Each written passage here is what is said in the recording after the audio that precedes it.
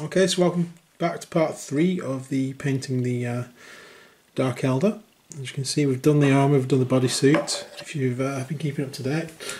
The next thing to do is the bone parts of the armour. Now there's two ways to do this. There is one in the book, which shows you how to do it using the stabby bone, but I prefer the second way that I've used actually on my Archon, which is to start with Rakarth flesh. So basically what we're going to do, we're going to go over the areas, and this is a base coat, and we want to cover the reds and any other colours we've got over it. So what a nice base coat over that. We're going to water it down a little bit just to get a more smoother finish, and so we're going to get some of this and we're going to add a bit of water to it just to get a smoother finish. And this is going to be the bone colour, so you need to make sure this is a good full colour on the model. So if it takes a couple of coats to do it, don't worry about it. So we're going to do the knee pads. Not the camera. So we're going to do the knee pads here, and we're also going to do the shoulder pads there. So I'll be back with you when I've put that on. Okay, so we have finished doing them in Rakarth flesh. There you go. What you're going to want to do now is make sure that they are definitely covered. So if you need to do another coat, do it now. You can see a little bit on the knee there that's just a little bit too watered down. That's not a problem. We'll give it another coat and then we'll leave it to dry, and then we'll move on to the next stage, which is a wash. So we'll be back with you in a moment once it's dry. Okay, so now the Rakarth flesh is dry. The next thing is to ink this. So what we want to do, we want to get some Agrax Earthshade. There's the Agrax Earthshade, and we're going to give it a good shake. And we're going to ink over those bone plates. We want to be pretty careful doing this because we don't really want to get any ink onto the red areas.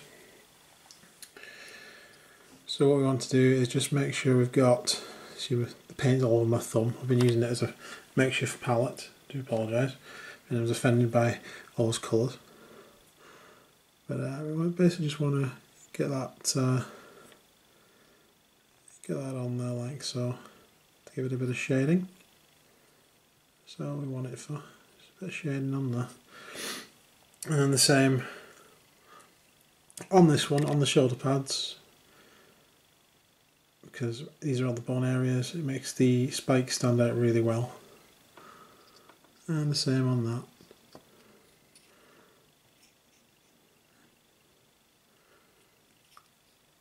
And finally on the other knee pad, like so.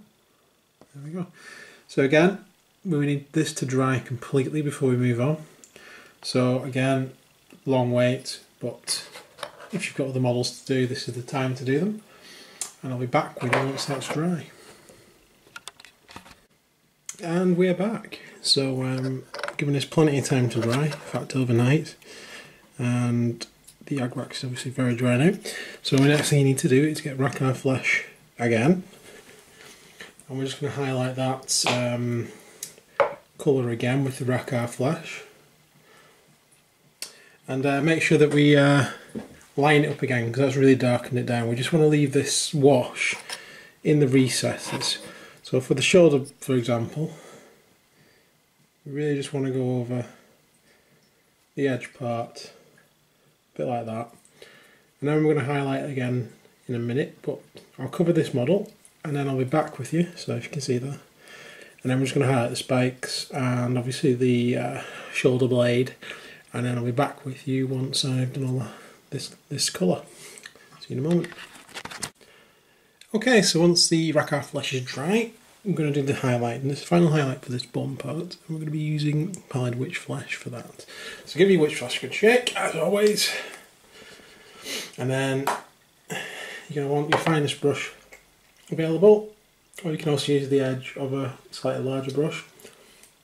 And you want a small amount of paint, a very small amount of paint. Wipe some of it on your palette. So you're just dealing with the edge of the brush really. What you're going to do, you're going to go around these edge parts of the shoulders, the top parts of the spikes, the edges of the bone parts of the knee pads. Also the top part of the knee pad, where it would be most of the light would be caught. We're going to do a little sort of like the upside down V shape, which matches the armour.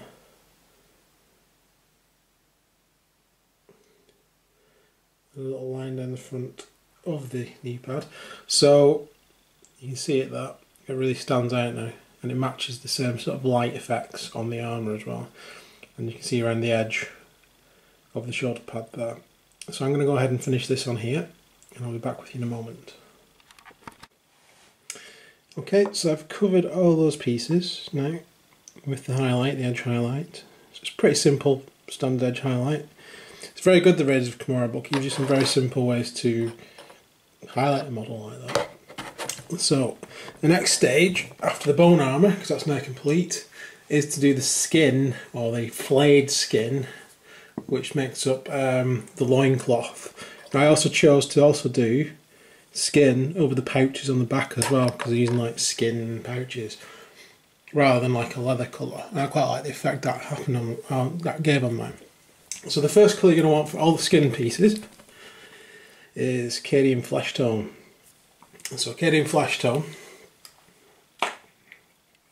I'm going to want a pretty small brush for this. Just going to use the Citadel detail brush.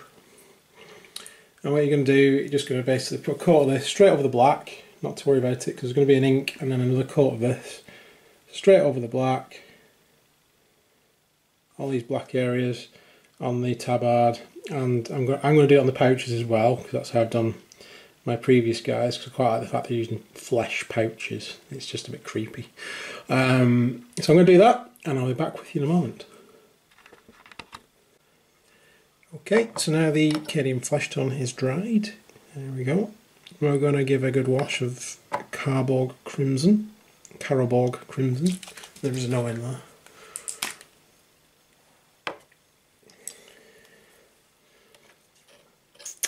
And that's literally just going to go all over the tabard and all over the pouches. I'm trying to get too much on the armour, but it is a red wash, so you probably won't really see much of it unless you get it over the orange. So just be quite neat with it, as neat as you can be.